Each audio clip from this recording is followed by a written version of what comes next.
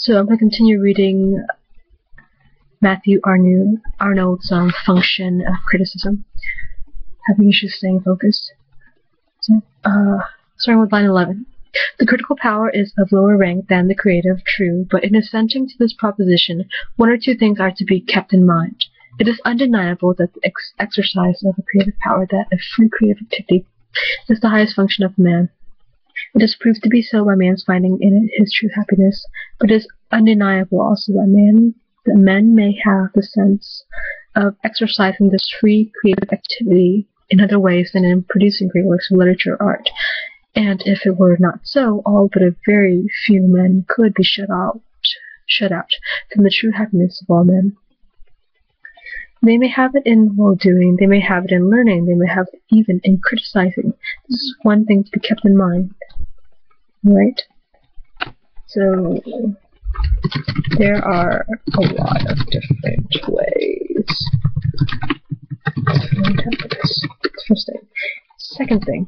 Okay, another thing is that the exercise of the creative power in the production of great works of literature or art, however high this exercise of it may rank, is not at all ethics and under all conditions possible, and that therefore labor may be vainly spent in attempting it, which might with more fruit be used in preparing for it and rendering it possible.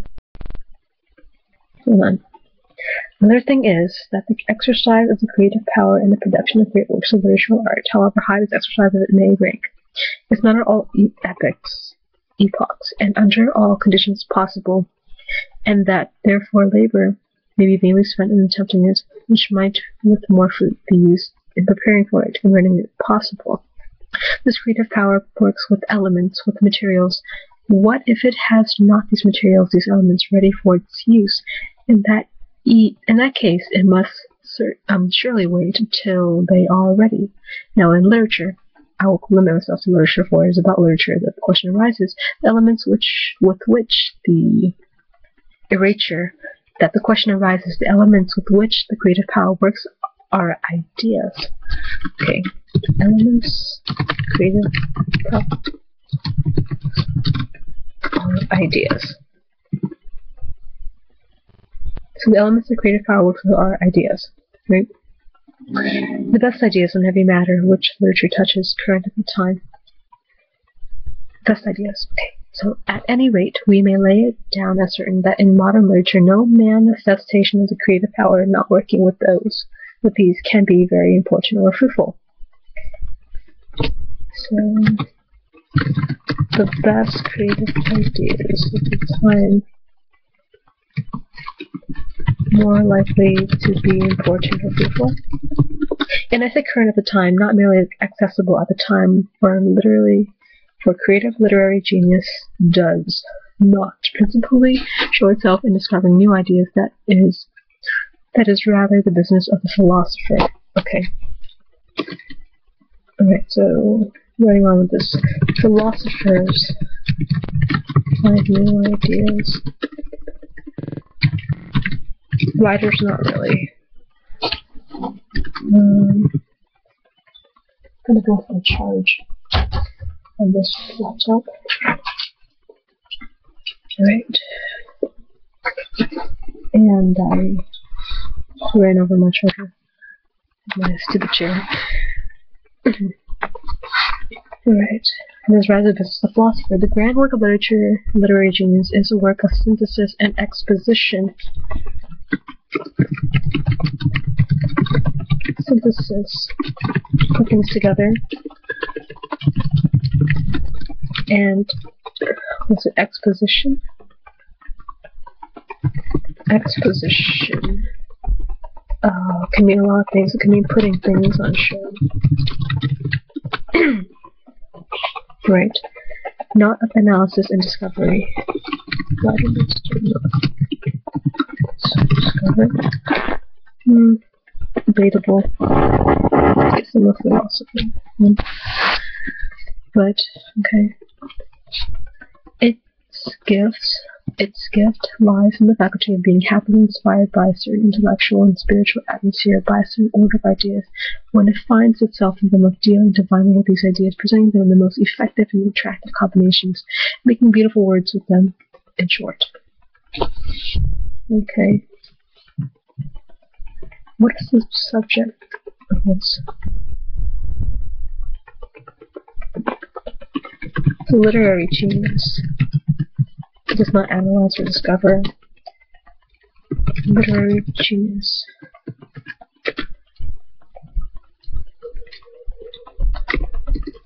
I'm literally far now. So what is literary genius?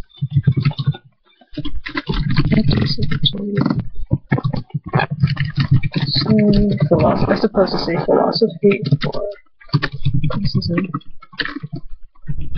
Right. Literary genius does not analyze or discover. Does not. It makes things beautiful with words. And because it deals with organizing ideas to beautiful or effective ways, kind of like stories or rhetoric would be argumentation, could be about. Okay. But it must have the atmosphere, it must find itself amidst the order of ideas in order to work clearly, and these it is not so easy to find. This is why great creative epochs in literature are so rare. That is why there is so much that is unsatisfactory in the production of many men of real genius. Okay, so literary genius needs to be in the middle of a bunch of really good ideas. But this is hard to get, so we have a lot of fantastic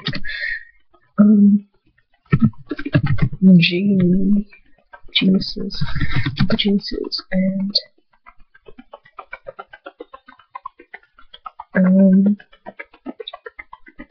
but they produce unsatisfactory things. Okay, because of the creation of a masterwork of literature, two powers must occur: the power of the man and the power of the moment.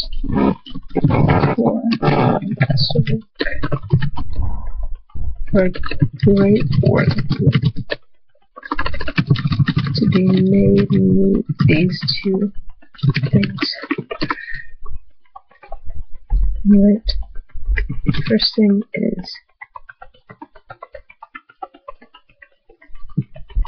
power of the man, power of the moment. Right? So it's your own personal ability, and you have to also include the idea of inspiration, right? It's not always in your control completely.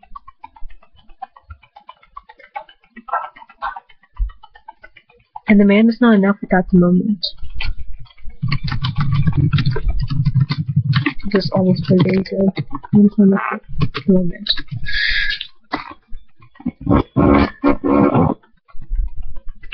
I'm gonna bold this, I like this one.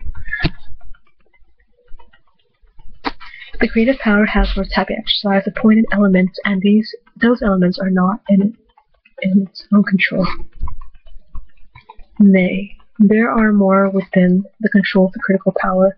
It is the business of the critical power, as I said in the words already quoted, in all branches of knowledge, theology, philosophy, history, art, science, to see the object as in itself it really is. Thus it tends at last to make an intellectual situation of which the creative power can profitably avail itself. Nay, there are more within the control of critical power. It is the business of critical power, this is no one already quoted. So now I'm going to go back to critical power, criticism. Okay, so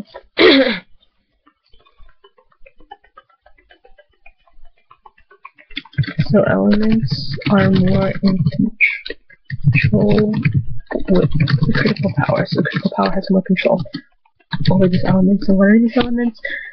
These elements that I wrote about earlier, or these ideas. And the elements are ideas. I suppose that when you already have on the commentary and the sensibilities, you already have a piece of work that's already written, and you don't have to create something of your own.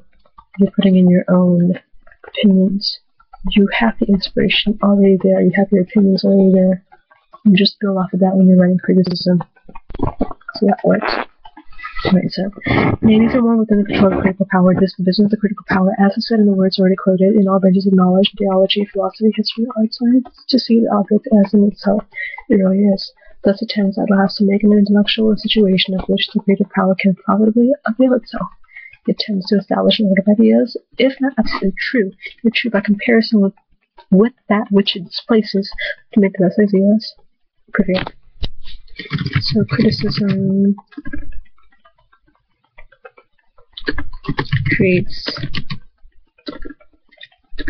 criticism orders ideas.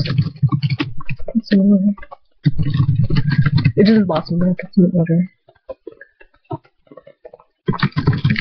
These are not absolutely true, and I mean absolutely as in scientific, absolute, true, false kind of question thing. The true and compared to what prevails place. To make the best ideas prevail, presently those new ideas reach society. The touch of truth is the touch of life, and there's a stir of growth everywhere. Out of the stir and growth come the creative epochs. Epochs. You say that, epochs of literature. Or to narrow our range and quit these considerations of the general march of genius and of society. Or to narrow our range and quit these considerations of the general march of genius and of society, considerations which are apt to become too abstract and impalpable. Everyone can see that a poet, for instance, ought to know life and the world before dealing with them in poetry. Life and the world being in modern times very complex things, the creation of a modern poet to be worth much and apply the great critical effort behind it. Else it must be comparatively poor, barren,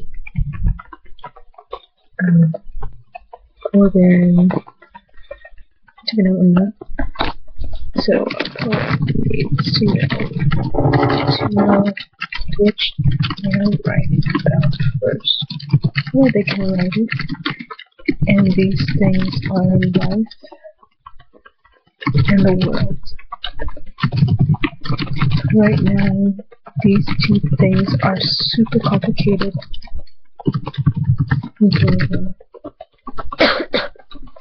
Computer science.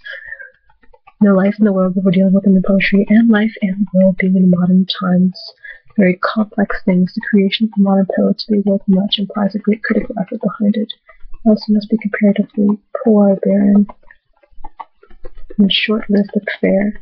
That is why Byron's poetry had so little endurance in it and built so much.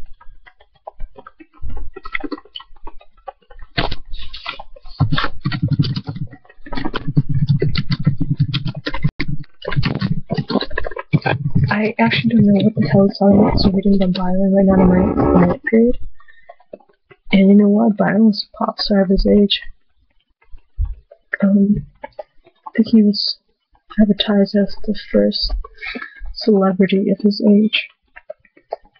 So I don't know why he would say that. And when you read Manfred by Byron, he puts himself into the character of Manfred, and Manfred is somewhat immortal.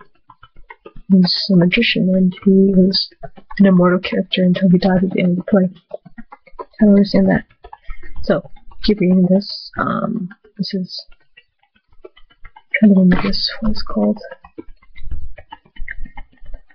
The Function of Criticism by Matthew Arnold. This is why Byron's poetry had so little endurance in it and Goethe so much. Both Byron and Goethe had a great productive power, but Goethe was nourished by great critical effort, providing true materials for it.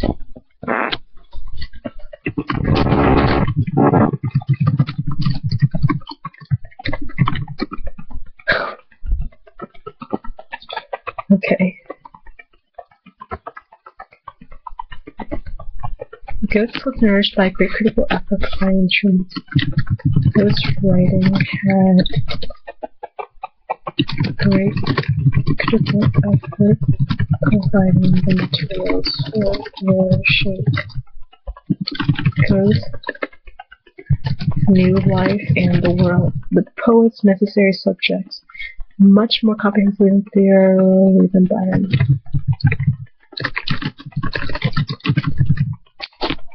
He knew a great deal more of them, and he knew them much more as they really are. He knew more of them, knew better as well. Right, so it has long seemed to me that the burst of creative activity in our literature, though the first quarter of the century had about it, in fact, something premature, and that it has long seemed to me that the burst of creative activity in our literature, though the first quarter of the century had about it, in fact, something premature, and that from this cause its productions are doomed, most of them in spite of the sanguine hopes which accompanied and do still accompany them, to provide hardly more lasting than the production of far less splendid epochs. It has long seemed to me that the burst of creative activity in our literature, it is long seen that this creative nature, though the first quarter century has about its possible culture, and that from this cause its productions are due, most of them in spite of the sanguine hopes that do still accompany them, to prove hardly more lasting than productions of far less epochs. Right, and this prematureness comes from its having proceeded without having its proper data, without sufficient materials to work with. In other words, English poetry in the first quarter century was plenty of energy, plenty of creative forces, did not know enough. Stupid. Premature burst of creative activity of stage. So, let me talk about that. So, there's a lot of enthusiasm, but there's not enough data materials to work with.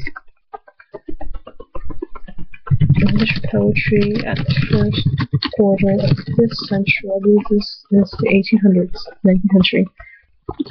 Not enough energy and creativity, there's not enough knowledge.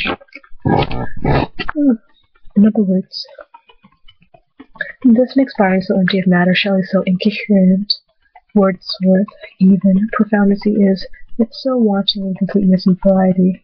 Wordsworth cared little for books and disparaged Goethe. I admire Wordsworth, and as he is, so much that I cannot wish him different, and it is vain, no doubt, to imagine such a man different from what he is, to suppose that he could have been different. He writes these things. Byron's empty of matter, Shelley is incoherent, Wordsworth profound, perhaps completeness and variety. Oh. What? Staples? I'm kind of randomly recording something right now. That's why I'm muttering to myself. I actually got a stapler from a woman. I have a stapler. I just ran out of It's been in the room for so long. 3 days. So staple your stuff and leave that. She gave me a stapler.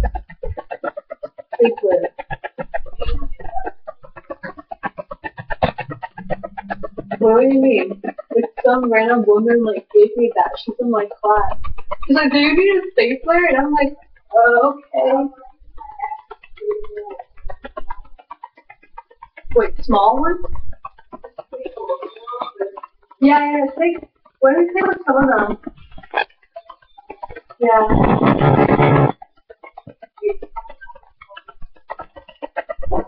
How much do you need? You think so? As much as you can do, but I ran out. You know what I'm going to for that man.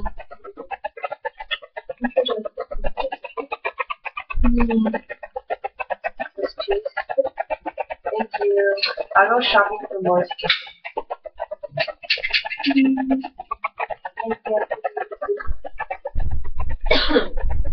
And I ate a whole foot long. A whole foot long. And water still. Really? I can do that? It was like a lot of meat. Oh, you put meat. Maybe we should get like sandwich not that good. I got hungry afterwards. Wait, you can eat a whole foot long with no problem. No problem. Really? Like my stomach is like upset. What kind of meat did you put? Are you sure it was like the raw?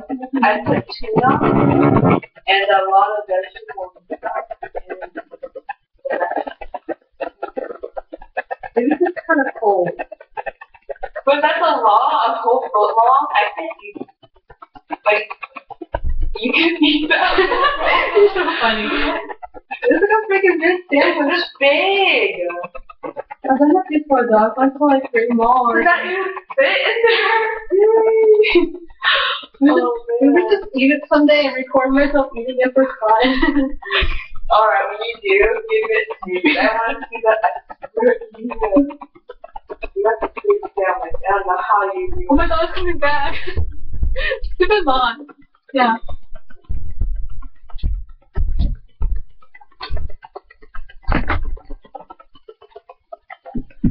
Oh.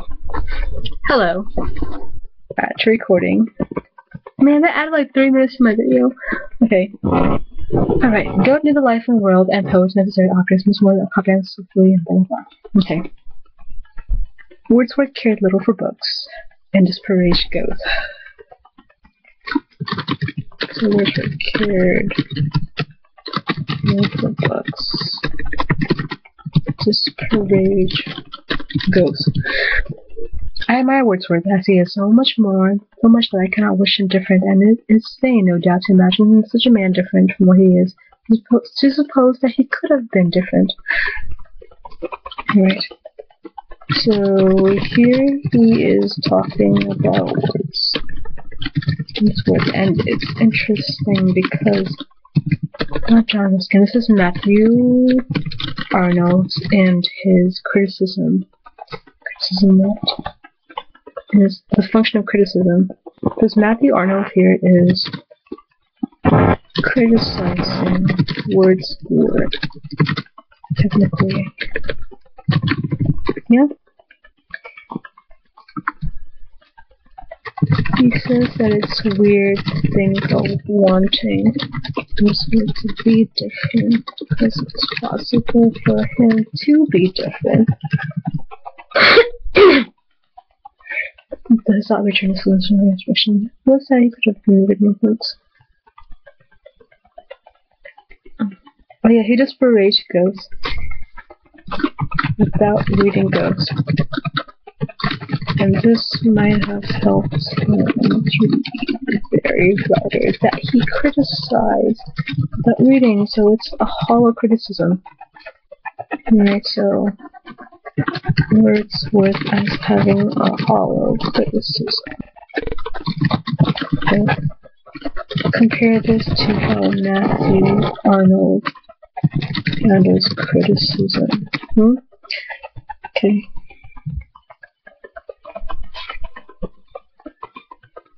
To speak of books and reading may usually lead to misunderstanding here. It is not really books and reading that led to our poetry at this epoch. Shelley had plenty of reading. Coleridge had immense reading. Pindar and Sophocles, as we all say so glibly, and so often with little discernment of the real import of what we were saying, had not many books. Shakespeare was no deep reader. Shelley. Okay, I'm going to take notes on this. Incoherent, he's well read, or he read a lot. Coleridge. Read a lot.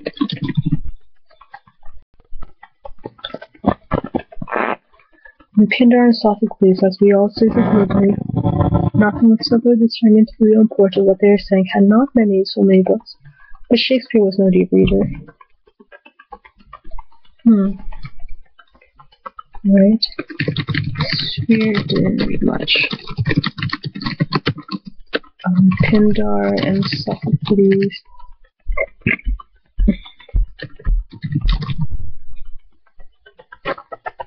Didn't own many books. Shakespeare was no deeper too, but in the Greece of Pindar, Sophocles, and England of Shakespeare, the poet lived in a current of ideas and the highest degree animating the nourishment of creative power.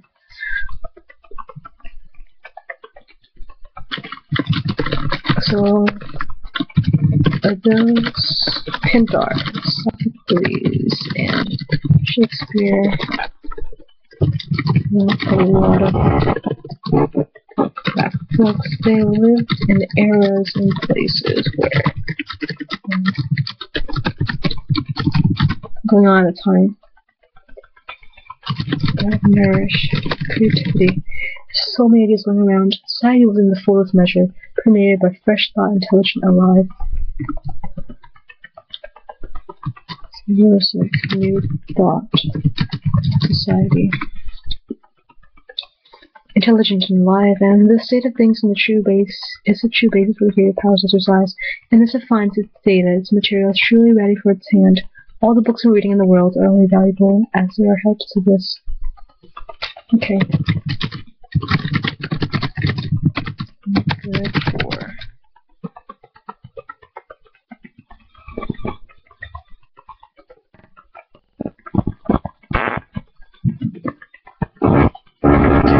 are only good for assisting this creativity. Trying to learn to type faster. Right. Even one that does not actually exist, books and reading may enable man to construct a kind of semblance of it in his own mind, a world of knowledge and intelligence in which he may live and work.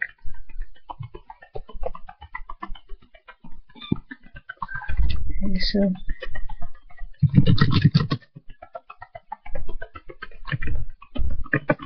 books can help create something of a world in your mind.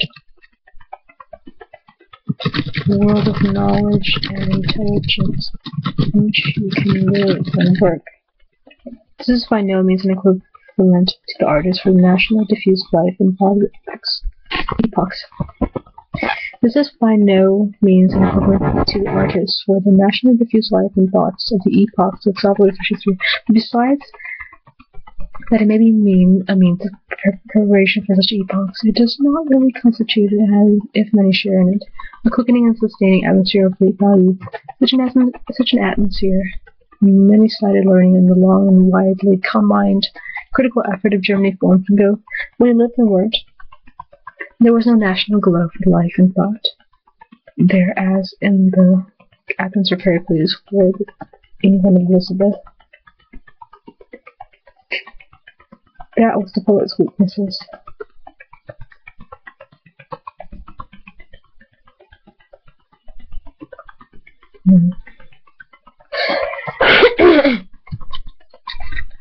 Okay, so when I said the ghost, life,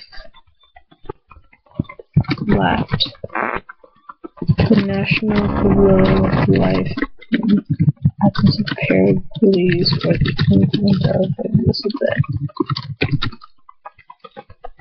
But there's the unchanged thinking of the Germans, right?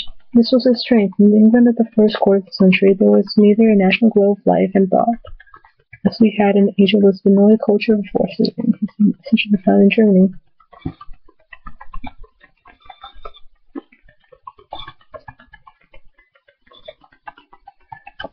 Nor life. Okay. So England in the first 25 years of this century, so this 1800 to 1825 about. There was no national glow of life as there was under Elizabeth. The learning and criticism found in Germany The creative power of poetry wanted material spaces. Inspiration, you could say, but it's none.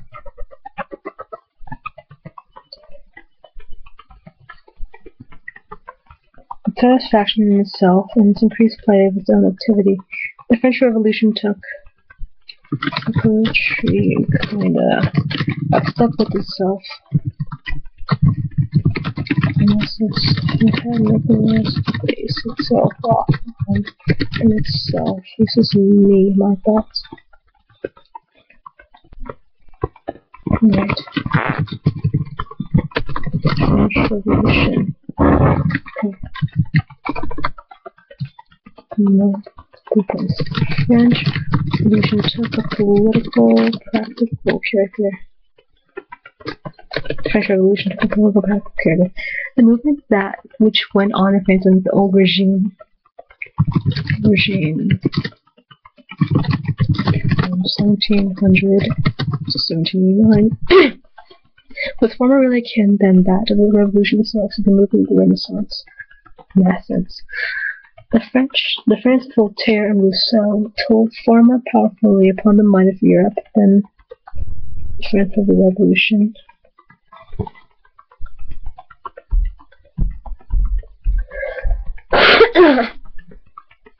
The France of Voltaire and Rousseau told far more powerfully upon the mind of Europe than the France of the Revolution.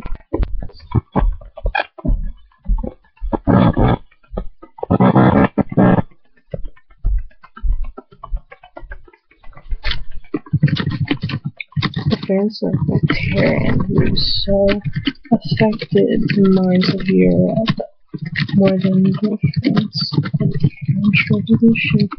Gilles reproached his class excessively of having thrown quiet culture back, nay, and the true key to how much in our Byron, even in our Wordsworth, is this, that they had their source in a great movement of feeling, not in a great movement of mind.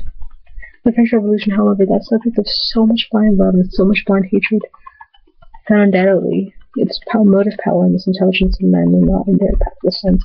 This is what distinguishes it from the English Revolution of Charles I's time.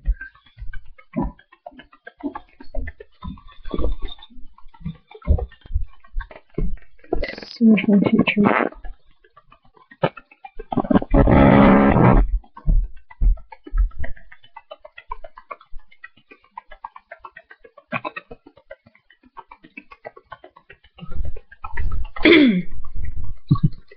French Revolution found its motive power and intelligence of men.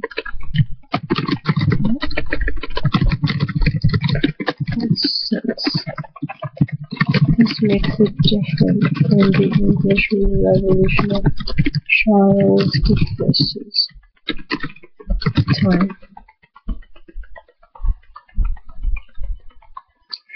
This is okay. This is what makes it a more spiritual event than a revolution.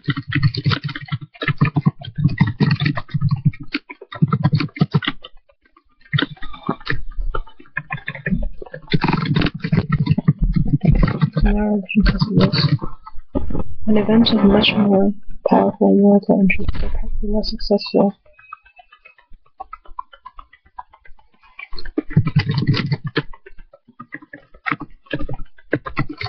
The English Revolution is more powerful and worldwide interest in it, but practically less successful. It appeals to an order of ideas which are universal and permanent.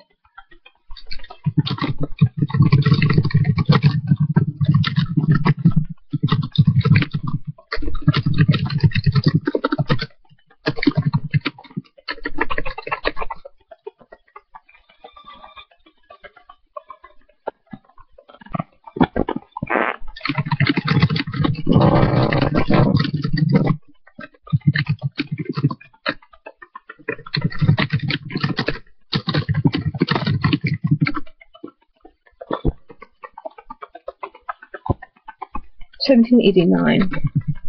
As of this thing. Is this rational? 1642 asks, is it legal? Well, when it went through, is it according to conscience?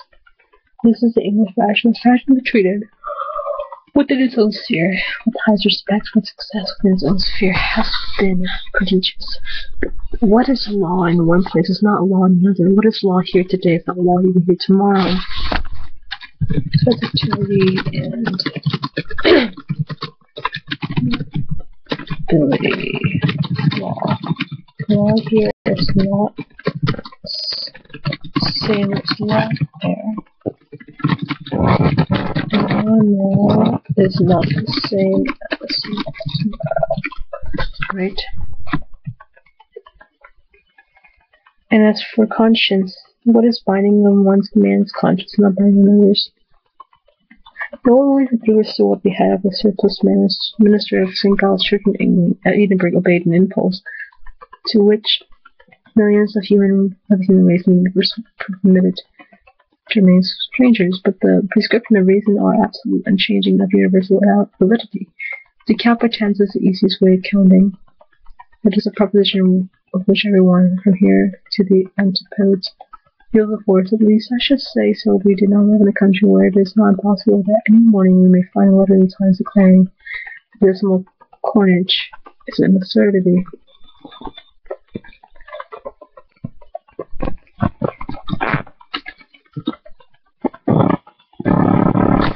Okay, the notes, same goes for conscience.